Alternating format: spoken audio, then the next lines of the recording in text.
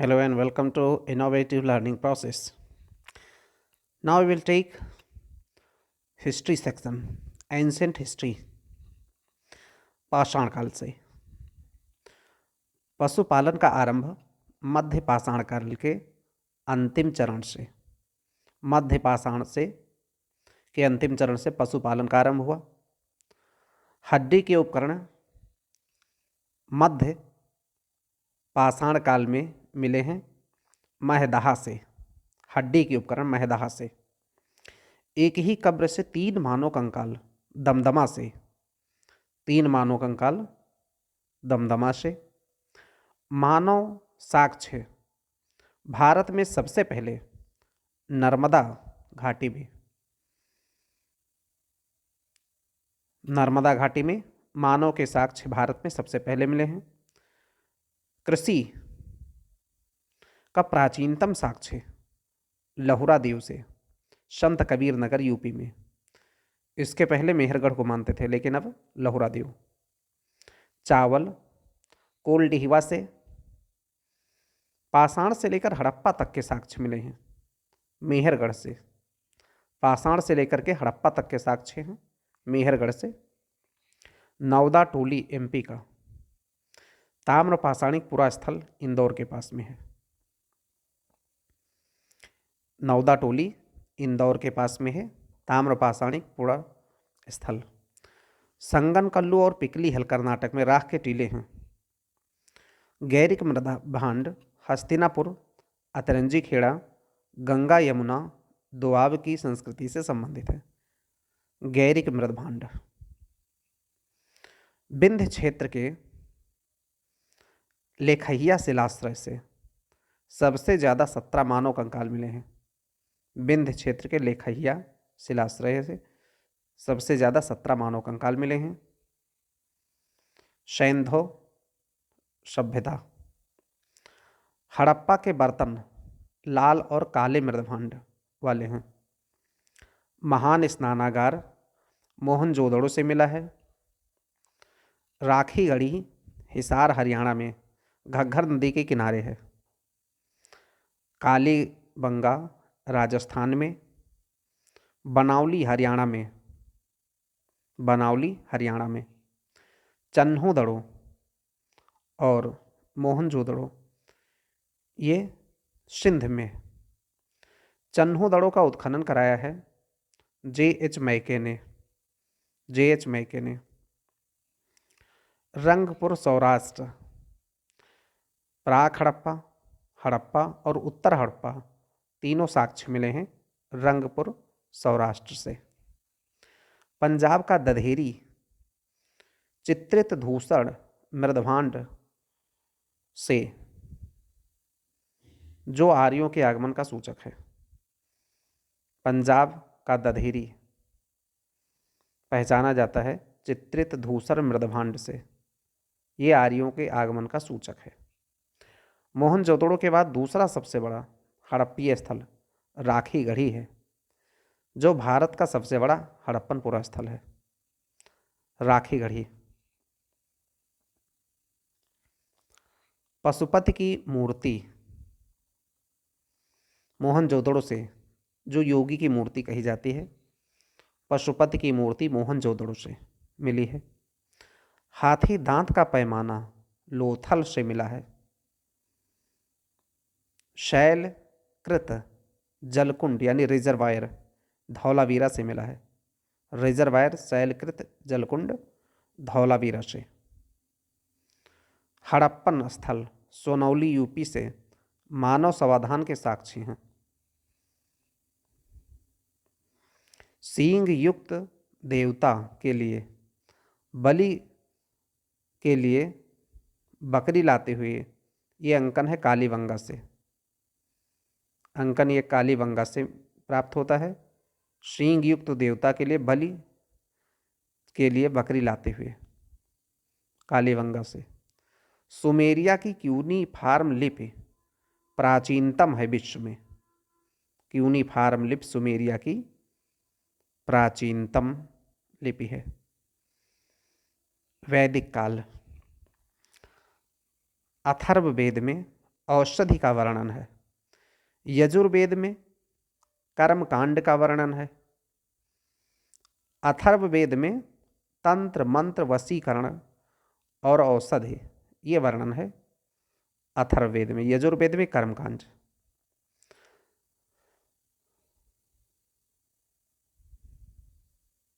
ब्राह्मण ग्रंथ ऋग्वेद का जो है ऐतरेय ब्राह्मण है। सामवेद का पंचतीस ब्राह्मण है।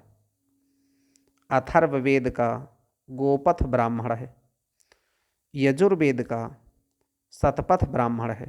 ये ब्राह्मण ग्रंथ हैं वेदों के। ऋग्वेद का ऐतरेय ब्राह्मण, सामवेद का पंचतीस ब्राह्मण, अथर्ववेद का गोपथ ब्राह्मण, यजुर्वेद का शतपथ ब्राह्मण। ब्राह्मण ग्रंथ यज्ञों और उनके अनुष्ठान की जानकारी देते हैं। यज्ञ संबंधी विधि विधानों का पता चलता है यजुर्वेद से। लोहे का प्राचीनतम साक्ष्य अहिछत्र और अतरंजी खेड़ा से मिला है। लोहे का प्राचीनतम साक्ष्य अहिछत्र और अतरंजी खेड़ा से मिला है। अतरंजी खेड़ा में धातु शोधन की भट्ठी मिली है।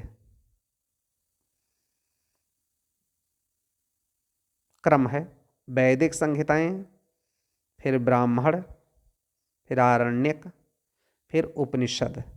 यानी कि जिस प्रकार से वैदिक ग्रंथ लिखे गए हैं उनमें सबसे पहले लिखा गया है वैदिक संहिताएं, फिर उनके ब्राह्मण ग्रंथ लिखे गए हैं और फिर आरण्यक लिखे गए हैं और सबसे अंत में उपनिषद लिखे गए हैं।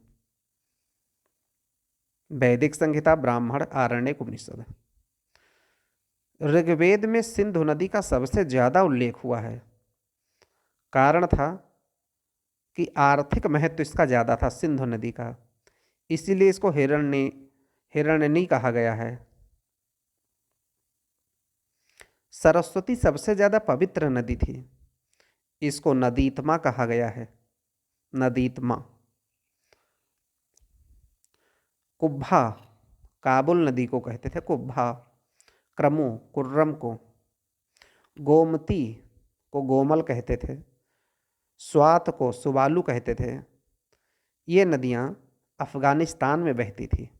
कुब्भा, क्रमु, गोमती यानी गोमल, सुबालू स्वात, ये सारी नदियाँ अफ़गानिस्तान में बहती थी। चारों आश्रमों की व्यवस्था वेदोत्तर काल में शुरू हुई। वेदोत्तर काल में चारों आश्रमों की व्यवस्था शुरू हुई। शतपथ ब्राह्मण में विदेह माधव से संबंधित जो ऋषि हैं वह है ऋषि गौतम राहुगढ़। शतपथ ब्राह्मण में विदेह माधव से संबंधित ऋषि हैं ऋषि गौतम राहुगढ़। उत्तर भारत में आर्य संस्कृति का धुर था अंग और मगध, यानी कि ये विरोधी थे। उत्तर भारत में आर्य संस्कृति, अंग और मगध, ये आर्य संस्कृति के प्रभाव से बाहर थे। गोत्र का सबसे पहले उल्लेख हुआ है ऋग्वेद में। गोत्र का प्रयोग सबसे पहले ऋग्वेद में हुआ है। सभा वृद्ध या वरिष्ठ लोगों की संस्था थी, जबकि समिति साधारण लोगों की संस्था थी। यानी सभा में वरिष्ठ लोग रहते थे और समिति में साधारण लोग। आयुर्वेद का वर्णन पहली बार अथर्ववेद में रोग निवारण, राजभक्ति, प्रणय गीत, ये इसके विषय हैं। आयुर्वेद का वर्णन अथर्ववेद में। अछूतों की स्पष्ट धारणा धर्मशास्त्रों के समय आई है। सूत्र काल में अछूतों की जो स्पष्ट धारणा है यह धर्मशास्त्रों के समय आई है, सूत्र काल में। सत्यमेव जयते ये मुंडकोपनिषद से लिया गया है। सत्यमेव जयते मुंडकोपनिषद से लिया गया है। षोडश संस्कार, 16 संस्कार। गर्भाधान, पुंसवन, सीमंतोन्नयन, जातकर्म, नामकरण, निष्क्रमण, अन्नप्राशन, चूड़ाकरण, कर्णवेध, विद्यारंभ, उपनयन, वेदारंभ, केशांत, समावर्तन, विवाह, अंत्येष्टि। ये 16 संस्कार हैं। उपाध्याय ये जीविकोपार्जन के लिए वेदांग को पढ़ाता था। आचार्य गुरुकुल में पढ़ाता था, लेकिन फीस नहीं लेता था, दक्षिणा लेता था। अर्धवयु ये वैदिक मंत्रों का उच्चारण करता था यज्ञों के समय। पुरोहित कर्मकांड को संपादित करता था।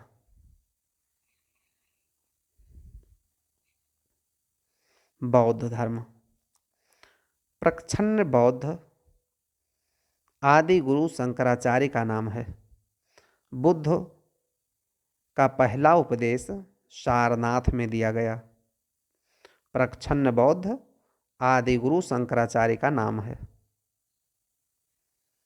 सबसे अधिक बौद्ध धर्म का प्रचार कोसल राज्य की राजधानी श्रावस्ती में किया गया। मल्लों की राजधानी कुशीनारा में मृत्यु हुई बुद्ध की। यहीं सुभद्र को अंतिम उपदेश दिया। मल्लों की राजधानी कुशीनारा में बुद्ध की मृत्यु हुई, यहीं पर सुभद्र को अंतिम उपदेश दिया। बुद्ध अंतिम वर्षा ऋतु वैशाली में बिताए थे। बुद्ध की जो अंतिम वर्षा ऋतु है वो वैशाली में बीती थी। पहला उपदेश धर्म चक्र प्रवर्तन, ऋषिपत्तन, मृगदाव, सारनाथ वाराणसी में पहला उपदेश। श्रावस्ती में सबसे ज्यादा उपदेश दिए हैं बुद्ध ने। पहली बौद्ध संगीत राजगृह की सप्तपर्णी गुफा में अजातशत्रु के समय में हुई। इसका अध्यक्ष था पहली बौद्ध संगीत में महाकश्यप। इसमें बुद्ध की शिक्षाओं का संकलन किया गया 2 पिटकों में, जिनके नाम हैं सुत्त पिटक और विनय पिटक। तो 2 पिटकों में, सुत्त पिटक और विनय पिटक में बुद्ध की शिक्षाओं का संकलन किया गया पहली बौद्ध संगीत में। सप्तपर्णी की गुफा राजगीर की बैभरा पहाड़ियों पर है। बुद्ध की मृत्यु के तुरंत बाद में ये हुई थी पहली बौद्ध संगीत। दूसरी बौद्ध संगीत बुद्ध की मृत्यु के 100 साल के बाद में हुई, कालाशोक के समय वैशाली में हुई थी। दूसरी बौद्ध संगीत बुद्ध की मृत्यु के 100 साल बाद वैशाली में कालाशोक के समय में हुई थी। तीसरी बौद्ध संगीत पाटलिपुत्र में हुई अशोक के समय। इसके अध्यक्ष रहे मोगलीपुत्र तिस्स। चौथी बौद्ध संगीत कनिष्क के समय में हुई कश्मीर के कुंडल वन में। इसके अध्यक्ष रहे वसुमित्र, उपाध्यक्ष रहे अश्वघोष। चौथी बौद्ध संगीत में अध्यक्ष वसुमित्र और उपाध्यक्ष अश्वघोष। बौद्ध ग्रंथ के कठिन अंशों पर प्रत्येक पिटक पर भाष्य लिखा गया। इसको विभाष शास्त्र कहते हैं। चौथी बौद्ध संगीत में तभी हीनयान और महायान में बंट गया। ये बौद्ध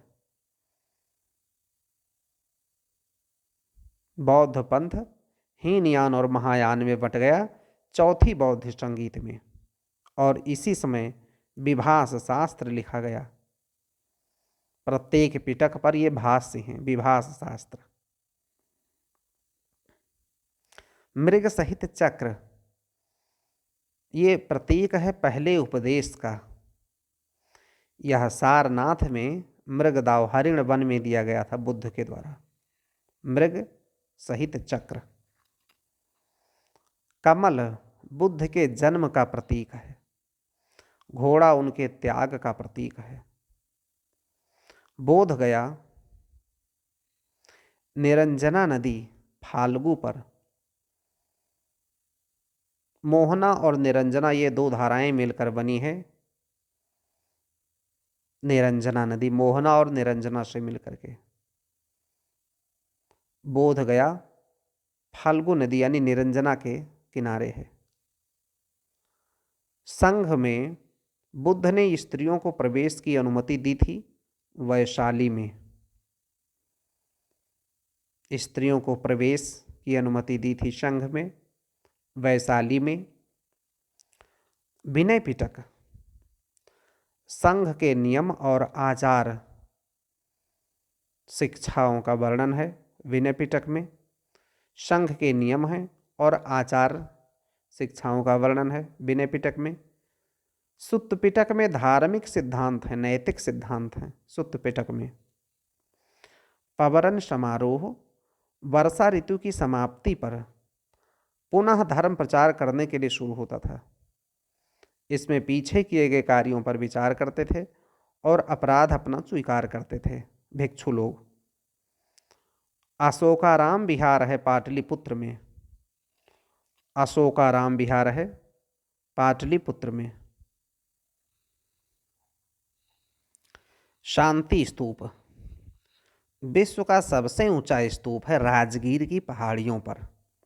शांति स्तूप विश्व का सबसे ऊंचा स्तूप है राजगीर की पहाड़ी में। भारहुत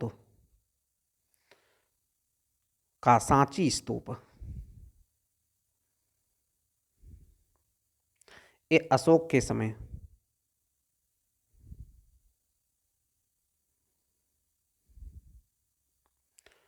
अमरावती स्तूप सातवाहन काल में, अमरावती का स्तूप बनाया गया है सातवाहन के काल में।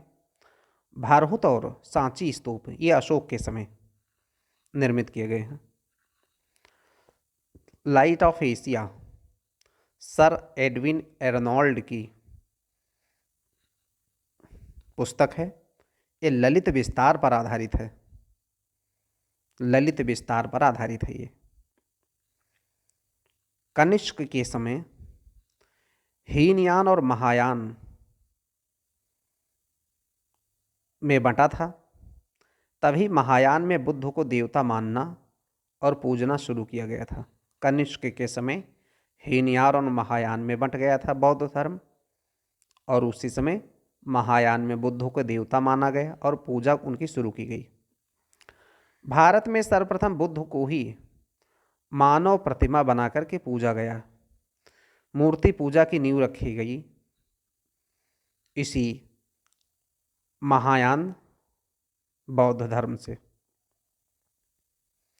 कुषाण काल में मथुरा शैली में सबसे पहले बुद्ध की मूर्तियां बनी, खड़ी और बैठी हुई बुद्ध की मूर्तियां बनी कुषाण काल में।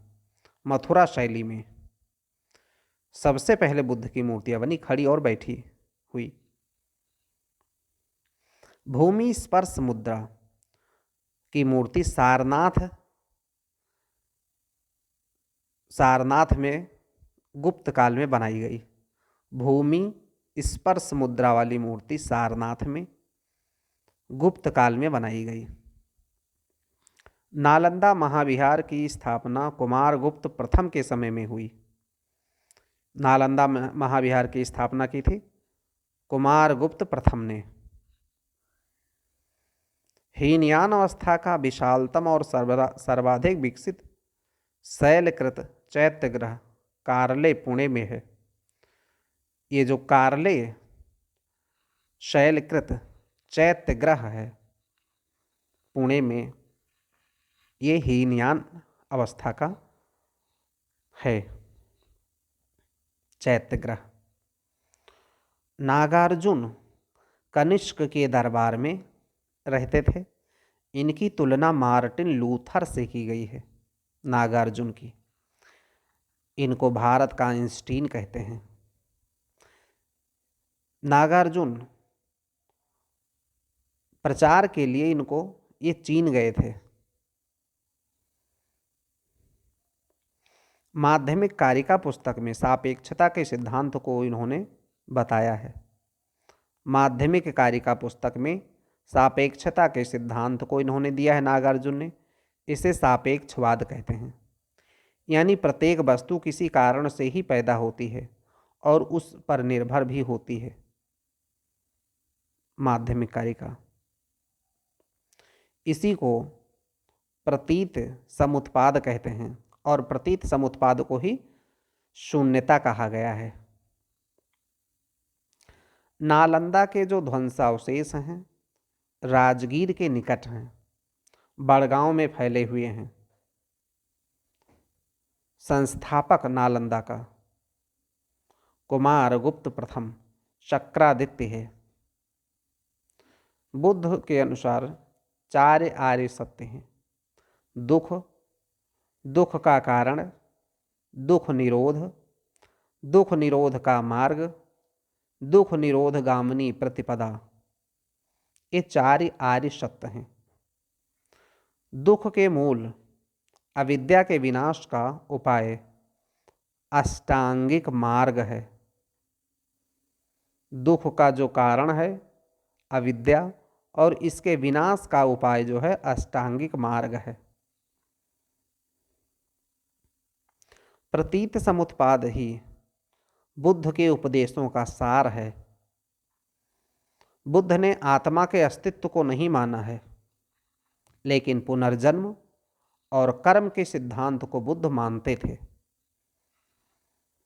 आत्मा के अस्तित्व को बुद्ध ने नहीं माना है, लेकिन पुनर्जन्म और कर्म के सिद्धांत को बुद्ध मानते थे। बौद्ध धर्म ने वर्ण व्यवस्था को स्वीकारा है और कुछ शिल्पों को निम्न माना गया है। मध्यकाल में बौद्धों की वज्रयान शाखा सबसे ज़्यादा प्रभावशाली थी। वज्रयान शाखा मध्यकाल में सबसे ज़्यादा प्रभावशाली थी। जैन धर्म, इसके संस्थापक पहले तीर्थंकर ऋषभदेव या आदिनाथ थे। ऋषभदेव या आदिनाथ पहले तीर्थंकर थे, जैन धर्म के संस्थापक थे। पार्श्वनाथ 23वें थे। इनका जन्म वाराणसी में हुआ था। पार्श्वनाथ। महावीर की मृत्यु 72 साल में पावापुरी में हुई, राजगृह के समीप पावापुरी में। प्रभासगिरी जैन स्थल है, यूपी के कौशाम्बी में। प्रभासगिरी यूपी के कौशाम्बी में जैन स्थल है। महावीर को ज्ञान प्राप्त हुआ जृंभिक ग्राम के समीप ऋजुपालिका नदी के तट पर साल वृक्ष के नीचे। ऋजुपालिका नदी के तट पर साल वृक्ष के नीचे जृंभिक ग्राम के समीप में महावीर को ज्ञान प्राप्त हुआ था। इन्होंने बताया कि मोक्ष के 3 साधन हैं। त्रिरत्न, सम्यक आचरण, सम्यक चरित्र, सम्यक ज्ञान, ये बौद्ध धर्म के त्रिरत्न है। मोक्ष का ये 3 साधन है। गृहस्थों के लिए 5 महाव्रत को ही अणुव्रत कहा है। गृहस्थों के लिए 5 महाव्रत को ही अणुव्रत कहा गया है। ज्ञान की सापेक्षता का सिद्धांत ही अनेकांतवाद या स्यादवाद या सप्तभंगी नय है। जैन का सिद्धांत विश्व जीव और अजीव तत्वों से मिलकर के बना है। यहाँ जीव उपनिषदों की सार्वभौमिक आत्मा नहीं है, ये व्यक्तिगत आत्मा है। जैन सिद्धांत कहता है कि विश्व जीव और अजीव तत्वों से मिलकर बना है। यह जीव उपनिषदों की सार्वभौमिक आत्मा नहीं है, व्यक्तिगत आत्मा है। आत्माएं अनेक होती हैं, सृष्टि के कण कण में जीवों का वास है। ये जैन धर्म का मत है। सृष्टि की रचना, पालन पोषण सार्वभौमिक विधान से हुआ है। जैन धर्म ऐसा मानता है, सार्वभौमिक विधान से हुआ है। इसका कोई संचालक या नियंत्रण करता नहीं है। ईश्वर की कल्पना नहीं है जैन धर्म में। जगत सृष्टि ईश्वर से नहीं हुई है। जैन धर्म ऐसा मानता है कि जगत की सृष्टि ईश्वर से नहीं हुई है। जगत नित्य और शाश्वत है। जगत में प्रलय नहीं आता है, ये जैन धर्म मानता है। यापानीय जैन धर्म का दिगंबर संप्रदाय से संबंधित है। यापनीय जैन धर्म के दिगंबर संप्रदाय से संबंधित है। प्राचीनतम जैन ग्रंथ 14 पूर्व हैं। 12 अंगों में जैन सिद्धांतों का संकलन किया गया है। 12 अंगों में जैन सिद्धांतों का संकलन किया गया है। प्राचीनतम जैन ग्रंथ 14 पूर्व हैं। पहले जैन सभा 12 अंगों में जैन सिद्धांतों का जो संकलन किया गया है, पहले जैन सभा में किया गया है। प्रारंभिक जैन साहित्य अर्धमागधी में लिखा गया है। श्वेतांबर और दिगंबर में विभाजन हुआ जब भद्रबाहु दक्षिण से लौटे तो श्वेतांबर और दिगंबर में जैन धर्म बट गया। चूंकि स्थूलभद्र से मतभेद था, स्थूलभद्र ने सफ़ेद वस्त्र पहनने के लिए कहा था और भद्रबाहु ने निर्वस्त्र रहने की शिक्षा दी थी। इसलिए श्वेतांबर और दिगंबर में बट गए जैन धर्म। पहला जैन सम्मेलन पाटलिपुत्र में हुआ। पहला जैन सम्मेलन पाटलिपुत्र में हुआ। श्वेतांबर आगम का संपादन किया गया इसमें। पहले जैन सम्मेलन पाटलिपुत्र में हुआ, श्वेतांबर आगम का संपादन किया गया। 4th BC में चंद्रगुप्त मौर्य के शासन में, लेकिन भद्रबाहु के अनुयायी इसमें शामिल नहीं हुए। पहला जैन सम्मेलन पाटलिपुत्र में हुआ 4th शताब्दी ईस्वी पूर्व में चंद्रगुप्त मौर्य के शासन में, लेकिन भद्रबाहु के अनुयायी शामिल नहीं हुए इसमें। श्वेतांबर आगम का संपादन किया गया। जैन सिद्धांत। जैन सिद्धांत कहता है सृष्टि के कण कण में जीवों का वास है। प्रत्येक वस्तु सूक्ष्मतम कण में आत्मा होती है। प्रत्येक वस्तु के सूक्ष्मतम कण में आत्मा होती है। कर्म बंधन का कारण है। कर्म बंधन का कारण है। यह सूक्ष्म तत्व भूतत्व है जो जीव में प्रवेश कर उसको नीचे खींच लेता है। यह सूक्ष्म तत्व भूतत्व है जो जीव में प्रवेश कर उसे नीचे खींच लेता है। जब कर्म का जीव की ओर प्रवाह रुक जाता है तो उसे संबर कहते हैं। जब कर्म का प्रवाह जीव की ओर रुक जाता है तो उसे संबर कहते हैं। जब जीव में पूर्व के किए गए कर्मों का विनाश हो जाता है तो उसको निर्जरा कहते हैं। जीव पूर्व में संचित कर्मों के अनुसार ही शरीर धारण करता है। ये जैन धर्म मानता है। पूर्व के संचित कर्मों के अनुसार ही शरीर धारण करता है जीव। जब कर्म का अवशेष बिल्कुल समाप्त हो जाता है तो मोक्ष उसे कहते हैं। मोक्ष का साधन है त्रिरत्न: सम्यक दर्शन, सम्यक ज्ञान, सम्यक चरित्र। ये मोक्ष के साधन है त्रिरत्न। जीव मोक्ष के पश्चात आवागमन से छुटकारा पा लेता है तो अनंत चतुष्ट की प्राप्ति करता है। अनंत चतुष्ट में है अनंत ज्ञान, अनंत दर्शन, अनंत वीर्य, अनंत सुख, ये अनंत चतुष्ट की प्राप्ति होती है जब मोक्ष प्राप्त कर लेता है व्यक्ति, जीव तब। दक्षिण भारत के इक्ष्वाकु आंध्र में शासन करते थे। ये अयोध्या के मुख्य इक्ष्वाकु वंश के थे। ये वैदिक धर्म का पालन करते थे लेकिन बौद्ध धर्म का समर्थन भी करते थे। दक्षिण के इक्ष्वाकु ये वैदिक धर्म का पालन करते थे लेकिन बौद्ध धर्म का भी समर्थन करते थे। यूपी में बौद्ध जैन के लिए प्रसिद्ध है कौशाम्बी, इलाहाबाद के पास में है। यहाँ घोषिताराम विहार है। बौद्ध और जैन दोनों के लिए प्रसिद्ध है कौशाम्बी, यहाँ घोषिताराम विहार है। श्रवण बेलगोला की प्रतिमा गंग शासक रचमल्ल के समय उसके मंत्री चामुंड राय ने बाहुबली गोमठ की प्रतिमा बनवाई थी।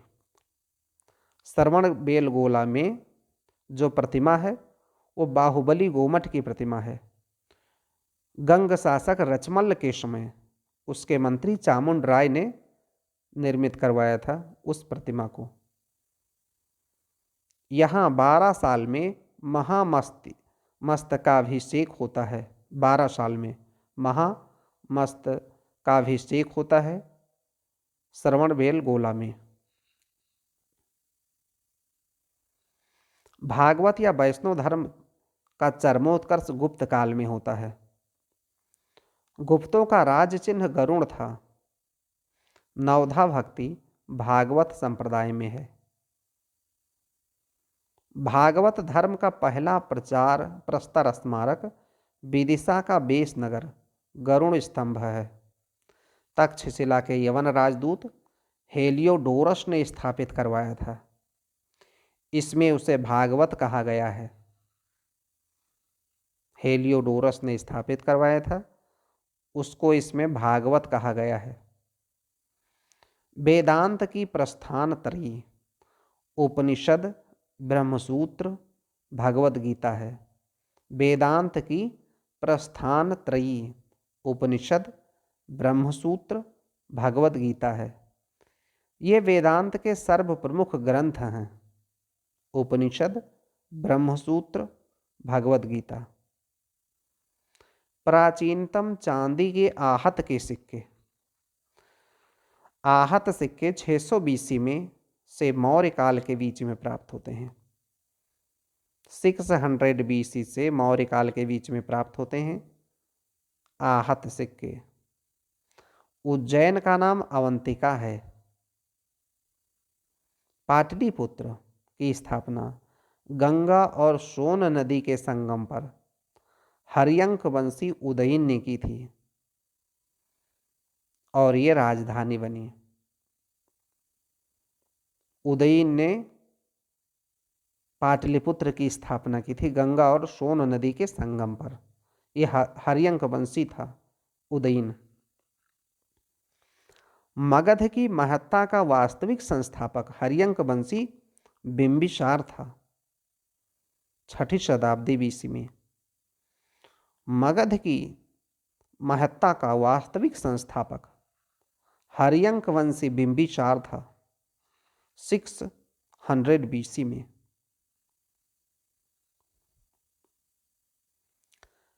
600 BC के आरंभ में भारत का सर्वाधिक शक्तिशाली राज्य काशी था।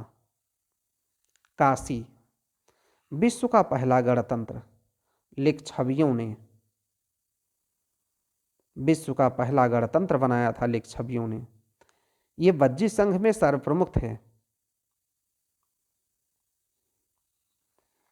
16 महाजनपद का वर्णन बौद्ध ग्रंथ अंगुत्तर निकाय और जैन ग्रंथ भगवती सूत्र में दिया गया है।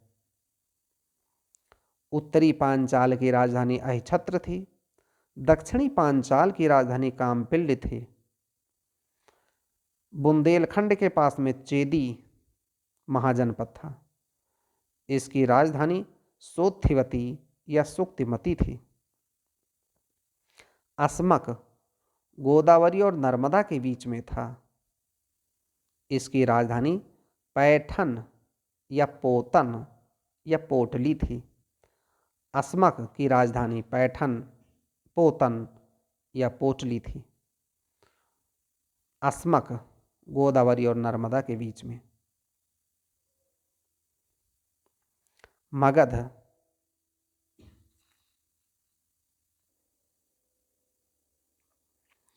मगध की राजधानी गिरिब्रज या राजगृह, राजगीर में महावीर ने पहला प्रवचन दिया था। मगध की जो राजधानी थी गिरिब्रज या राजगृह, राजगीर में ही महावीर ने पहला प्रवचन दिया था। कलिंग के चेदिवंशी खारवेल का हाथी गुम्फा अभिलेख नंद वंशीय महापद्म नंद द्वारा कलिंग में नहर खुदवाया गया, जो कि नहरों की जानकारी का ये पहला अभिलेखीय साक्ष्य है। खारवेल का हाथी गुम्फा अभिलेख नहरों की जानकारी का पहला अभिलेखीय साक्ष्य है। नंदवंशी महापद्म नंद द्वारा कलिंग में नहर खुदवाया गया था। महापद्म नंद या उग्रसेन नंदवंश का संस्थापक था। महापद्म नंद या उग्रसेन सर्वछत्रांतक या अपरो परशुराम कहा गया है इसको। महापद्म नंद को सर्वछत्रांतक या अपरो परशुराम कहा गया है। जीवक बिंबिसार के द्वारा अवंती नरेश चंड प्रद्योत की चिकित्सा के लिए भेजा गया था। बिंबिसार के द्वारा जीवक को भेजा गया था अवंती नरेश चंड प्रद्योत की चिकित्सा के लिए। कालपी या कालप्रिया नगर यूपी के जालौन में है, यमुना के तट पर। कालप्रिया या कालपी नगर यूपी के जालौन में यमुना के तट पर। नंदवंश का अंतिम राजा धनानंद नंदवंश का अंतिम राजा घनानंद सिकंदर के समकालीन था। सिकंदर के आक्रमण के समय अश्वक एक सीमांत राज्य गणराज्य था और इसकी राजधानी मशग थी। सिकंदर के आक्रमण के समय अश्वक एक सीमांत गणराज्य था, इसकी राजधानी मशग थी। यहाँ पर स्त्रियों ने हथियार उठाया था सिकंदर के आक्रमण के समय। सीरिया के राजा एंटियोकस ने डायमेकस को बिंदुसार की राज्य सभा में भेजा था। सीरिया के राजा एंटियोकस ने डायमेकस को बिंदुसार की राज्यसभा में भेजा था। मौर्य साम्राज्य विशाख दत्त का मुद्रा राक्षस चंद्रगुप्त मौर्य के विषय में सूचना देता है। मुद्रा राक्षस विशाख दत्त का। कौटिल्य चाणक्य अर्थशास्त्र चाणक्य के अर्थशास्त्र में सप्तांग सिद्धांत दिया गया है। इसमें है राजा, अमात्य, जनपद, दुर्ग, कोश, दंड, मित्र। ये सप्तांग सिद्धांत हैं राज्य के, अर्थशास्त्र में दिया गया है। राजा, अमात्य, जनपद, दुर्ग, कोश, दंड, मित्र। अर्थशास्त्र राजनीति का शास्त्र का ग्रंथ है। इसकी तुलना मैकियावेली के प्रिंस से किया जाता है। बुलंदी बाग और कुम्हरार पटना के समीप में मौर्य काल का लकड़ी का भवन मिला है, पाटलिपुत्र भवन। बुलंदी बाग और कुम्हरार पटना के समीप मौर्य काल का लकड़ी का भवन मिला है, पाटलिपुत्र भवन। चंद्रगुप्त मौर्य ने दक्षिण भारत को विजय किया। पहली बार समस्त भारत का एकीकरण किया है चंद्रगुप्त मौर्य ने। इसने दक्षिण भारत को विजित किया था। पहली बार समस्त भारत का एकीकरण किया चंद्रगुप्त मौर्य ने। रुद्रदामन का जूनागढ़ अभिलेख पश्चिम भारत पर भी अधिकार की पुष्टि करता है। यहाँ पर उसके राज्यपाल पुष्यगुप्त द्वारा सिंचाई के बांध निर्मित करने का उल्लेख है। उसके राज्यपाल पुष्यगुप्त द्वारा सिंचाई के बांध निर्मित करने का उल्लेख है। रुद्रदामन का जूनागढ़ अभिलेख। चंद्रगुप्त मौर्य ने सिकंदर साम्राज्य के पूर्वी भाग के शासक सेल्यूकस को 305 ईस्वी पूर्व में हराया था। चंद्रगुप्त मौर्य ने सिकंदर साम्राज्य के पूर्वी भाग के शासक सिकंदर के साम्राज्य के पूर्वी भाग के शासक सेल्यूकस को 305 ईस्वी पूर्व में हराया था चंद्रगुप्त मौर्य ने।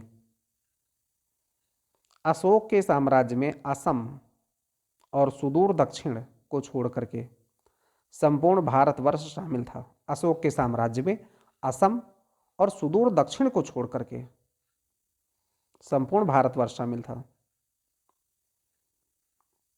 यानी असम और सुदूर दक्षिण शामिल नहीं था अशोक के साम्राज्य में। अशोक का जो दूसरा शिलालेख है वो सीमावर्ती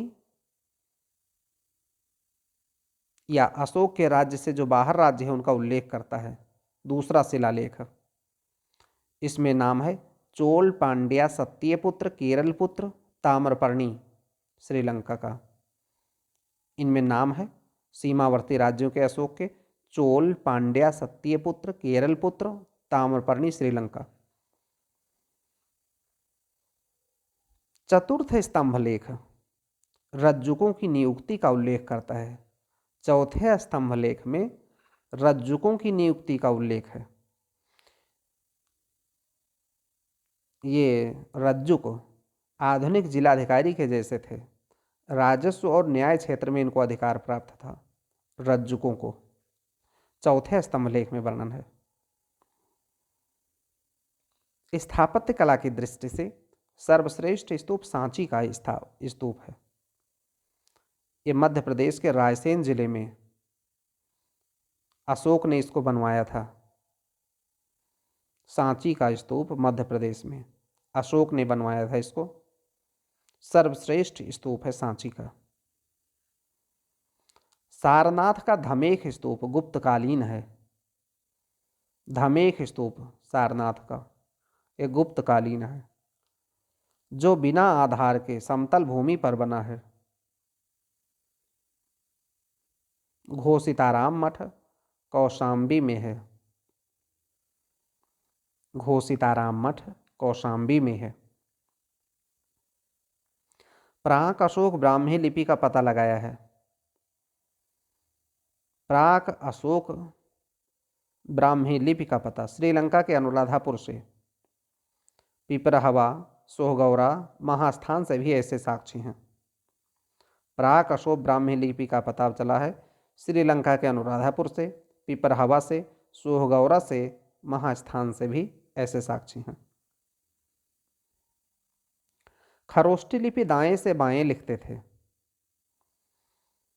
गुर्जरा लघु शिलालेख दतिया मध्य प्रदेश में है। गुर्जरा लघु शिलालेख दतिया मध्य प्रदेश में है। खरोष्टी लिपि को दाएं से बाएं लिखा जाता था। अशोक ने स्वयं को मगध का सम्राट कहा है। भाब्रू बैराट स्तंभ लेख में अशोक ने स्वयं को मगध का सम्राट कहा है। भाब्रू या बैराट के स्तंभ लेख में कालश्री देहरादून उत्तराखंड में अशोक का अभिलेख है। देहरादून में कालश्री अभिलेख है उत्तराखंड में अशोक का। कलिंग विजय का वर्णन और क्षति का वर्णन 13वें शिलालेख में है। अशोक के 13वें शिलालेख में है कलिंग की विजय और क्षति का वर्णन। सभी संप्रदायों की सार वृद्धि की कामना और अशोक की धार्मिक सहिष्णुता का वर्णन 12वें शिलालेख में है। धार्मिक सहिष्णुता और सभी संप्रदायों की सार वृद्धि की कामना 12वें शिलालेख में है अशोक के। संगम राज्यों चोल, पांड्या, सत्यपुत्र, कीरलपुत्र, ताम्रपर्णी, श्रीलंका का वर्णन दूसरे और 13वें शिलालेख में है। संगम राज्यों का वर्णन दूसरे और 13वें शिलालेख में है। पशु बलि का निषेध पहले शिलालेख में है। पशु बलि का निषेध पहले शिलालेख में है। 13वें शिलालेख में 5 यवन राजाओं और अशोक के संबंध का वर्णन है। 13वें शिलालेख में 5 यवन राजाओं का वर्णन है, जिसमें सीरिया का एंटियोकस द्वितीय, तुर्मय या टॉलमी द्वितीय फिलाडेल्फस, मिस्र का राजा, तुर्मय या टॉलमी द्वितीय फिलाडेल्फस मिस्र का राजा, अंतकिनी या एंटीगोनस मेसिडोनिया या मकदूनिया का राजा है। अंतकिनी या एंटीगोनस मेसिडोनिया या मकदूनिया का राजा। मगा या मेगारस साइरीन का शासक है। मगा या मेगारस साइरीन का शासक।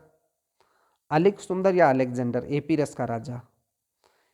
ये 13वें शिलालेख में इन 5 यवन राजाओं के वर्णन है, जैसे सीरिया का एंटियोकस द्वितीय, मिस्र का राजा तुर्मय या टॉलमी द्वितीय फिलाडेल्फस, मेसिडोनिया या मकदूनिया का राजा एंटीगोनस या अंतकिनी, साइरीन का मगा या मेगारस, एपीरस का राजा अलेक्सुंदर या अलेक्जेंडर।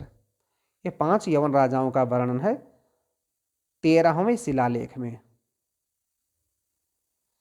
मेगास्थनीज ने भारतीय समाज को 7 श्रेणी में बांटा है। दार्शनिक, कृषक, पशुपालक, कारीगर, योद्धा, निरीक्षक और मंत्री। मेगास्थनीज ने 7 श्रेणियों में समाज को बांटा है। दार्शनिक, कृषक, पशुपालक, कारीगर, योद्धा, निरीक्षक और मंत्री। मेगास्थनीज दास प्रथा का वर्णन नहीं करता है। मेगास्थनीज दास प्रथा का वर्णन नहीं करता है। पाटलिपुत्र प्रशासन, पाटलिपुत्र का जो प्रशासन है इंडिका में प्राप्त होता है। ये नगर परिषद की 5-5 सदस्यों वाली 6 समितियों का उल्लेख है। नगर परिषद की 5-5 सदस्यों वाली 6 समितियों का उल्लेख है। वह नगर के पदाधिकारियों को स्टिनोमोई कहता है। नगर के जो पदाधिकारी हैं उनको स्टिनोमोई कहता है इंडिका में मेगास्थनीज। अशोक का अभिलेख, अशोक के अभिलेखों में 5 प्रांत दिए गए हैं। 5 प्रांत प्राप्त होते हैं। उत्तरापथ, अवंतीरठ, कलिंग, दक्षिणापथ, प्राच्य पूर्वी प्रदेश। उत्तराखंड, दक्षिणापथ, अवंतीरठ, कलिंग, प्राच्य पूर्वी प्रदेश। ये 5 प्रांत प्राप्त होते हैं। 5 प्रांतों की जानकारी मिलती है अशोक के शिलालेख से।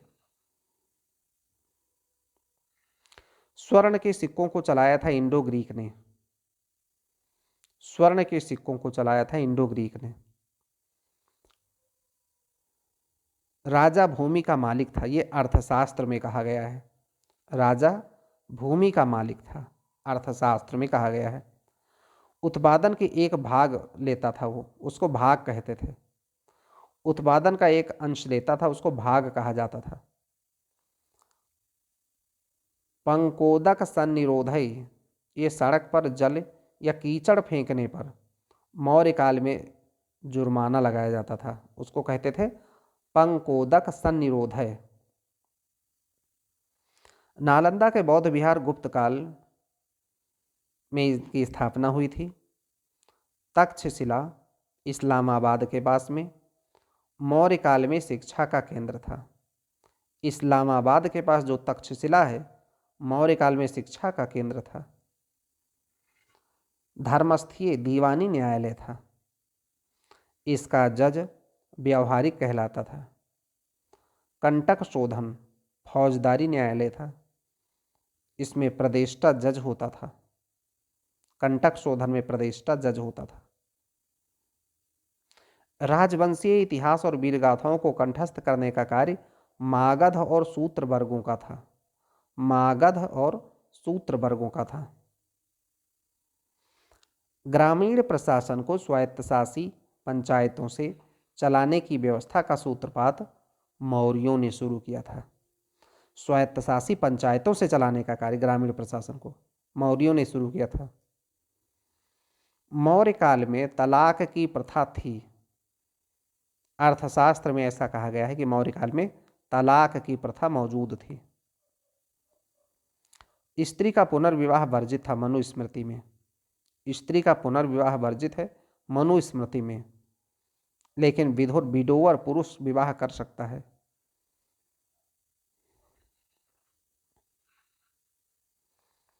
यूनानी शासक सेल्यूकस ने मेगास्थनीज को चंद्रगुप्त मौर्य के दरबार में भेजा। यूनानी शासक सेल्यूकस ने मेगास्थनीज को चंद्रगुप्त मौर्य के दरबार में भेजा। चीनी यात्री फाहियान चंद्रगुप्त द्वितीय के समय आया। ह्वेनसांग हर्ष के समय आया। इत्सिंग 7वीं सदी में आया था भारत। चीनी यात्री फाहियान चंद्रगुप्त द्वितीय के समय आया था भारत। हर्ष के समय ह्वेनसांग आया था। 7वीं सदी में इत्सिंग आया था।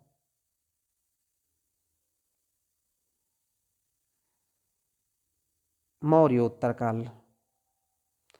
शीशे के सिक्के जारी किया था हिंद यवन शासक स्ट्रैटो द्वितीय ने। हिंद यवन शासक स्ट्रैटो द्वितीय ने शीशे के सिक्के जारी किए थे। सोने के सिक्के जारी किए थे इंडो ग्रीक ने। इंडो ग्रीक ने सोने के सिक्के, लेकिन नियमित और पूर्ण रूपेण कुषाणों ने किया। इंडो ग्रीक ने शुरू किया था सोने के सिक्के, लेकिन नियमित और पूर्ण रूप से कुषाणों ने किया। बुद्ध का अंकन कनिष्क के सिक्कों पर है। बुद्ध का अंकन कनिष्क के सिक्कों पर है। कुषाणों में बिम कटफिसस ने पहली बार सोने के सिक्के चलाए। कुषाणों में बिम कटफिसस ने पहली बार सोने के सिक्के चलाए। कुजुल कटफिसस ने तांबे के सिक्के चलाए।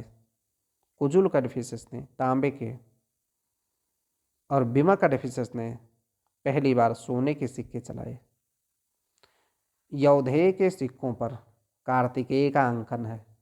यौधेय सिक्कों पर कार्तिकेय का अंकन है।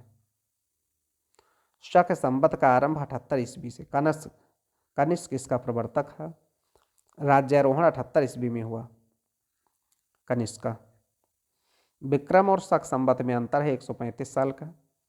वर्तमान कैलेंडर में 57 जोड़ने पर विक्रम संवत मिलेगा, क्योंकि 57 BC में शुरू हुआ था, और 78 घटाने पर शक संवत मिलेगा, क्योंकि 78 AD में शुरू हुआ था शक संवत।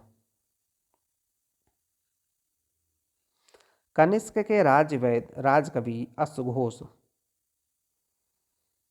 इनकी रचना सौरानंद, बुद्धचरित्र, सारीपुत्र प्रकरण, कनिष्क के राजकवि अश्वघोष की रचनाएं हैं ये। सौरानंद, बुद्धचरित्र और सारीपुत्र प्रकरण। कनिष्क के दरबार में अश्वघोष, नागार्जुन, पार्श्व, चरक रहते थे।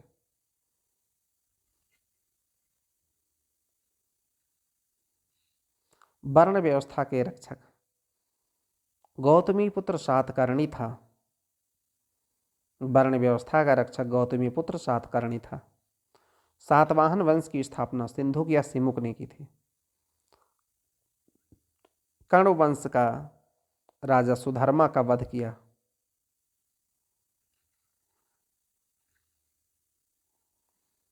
कनिष्क राज्य की सीमा भारत से बाहर चीन के तुरफान तक फैली थी।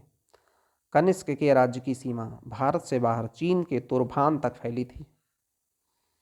बाल विवाह का आरंभ कुषाण काल में फर्स्ट एडी में हुआ, जहाँ कन्या की 8 से 10 साल में विवाह योग्य माना गया।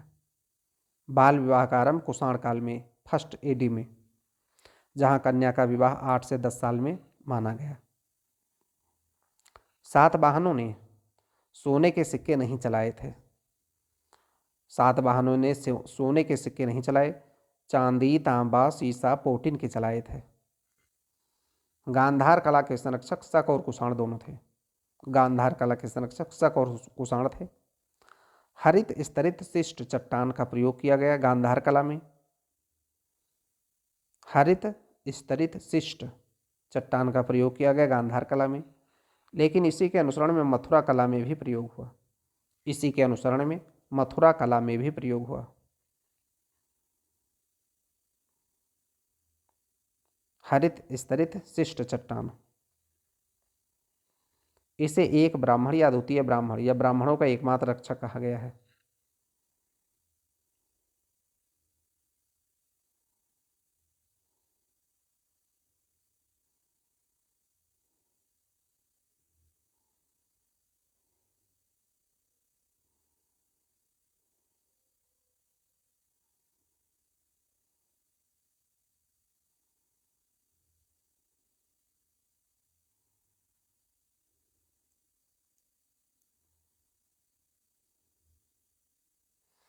इसे एक ब्राह्मण, अद्वितीय ब्राह्मण या ब्राह्मणों का एकमात्र रक्षक कहा गया है।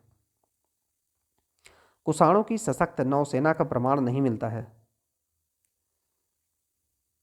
कुषाणों की सशक्त नौसेना का प्रमाण नहीं मिलता है। गौतमीपुत्र सातकर्णी को एक ब्राह्मण, अद्वितीय ब्राह्मण कहा गया है। ब्राह्मणों का एकमात्र रक्षक कहा गया है गौतमीपुत्र सातकर्णी को। कुषाणों की सशक्त नौसेना का प्रमाण नहीं प्राप्त होता है। कलिंग का चीदवंशीय शासक खारवेल था। जैन धर्म का समर्थक था। ये चीदवंशीय खारवेल कलिंग का शासक ये जैन धर्म का समर्थक था। गुप्त और गुप्तोत्तर युग,